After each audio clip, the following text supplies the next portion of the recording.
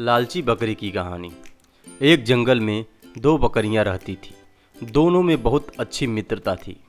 वह जहाँ भी चारा के तलाश में जाती, एक साथ चारा खाकर फिर अपने आवासीय स्थान पर चली जाती थी।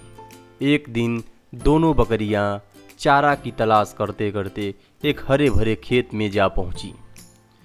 दोनों भरपेट चारा खाएं, फिर बड़ी बकरी बोली, बहन, अब हम दोनों को यहाँ से चलना चाहिए। यह सुनते ही छोटी बकरी के अंदर लालच की भावना उत्पन्न हो गई।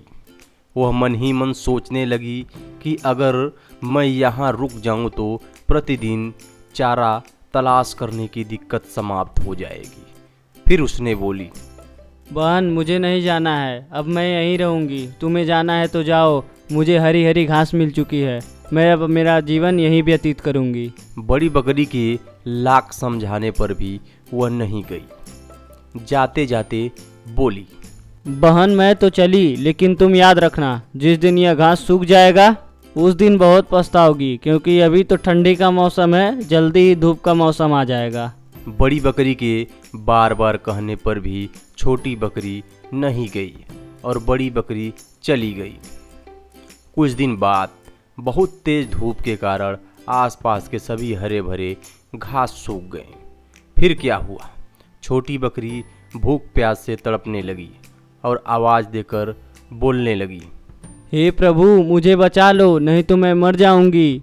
मुझे बचा लो प्रभु, कोई तो मेरी मदद करो।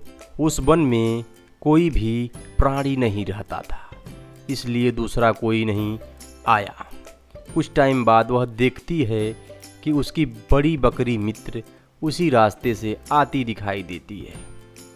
वह जाकर उससे माफ़ी मांगकर बोलती है, बहन, मेरे अंदर लालच आ गई थी और उस लालच की वजह से आज मैं मरने के कगार पे आ गई हूँ। प्लीज़ मुझे अपने साथ ले चलो, प्लीज़। बड़ी बकरी उम्र में बड़ी रहती है, उसको मौसम और घास का सब मालूम रहता है, इसलिए वह समय पर छोटी बकरी के पास आकर उसका जान बचा ली।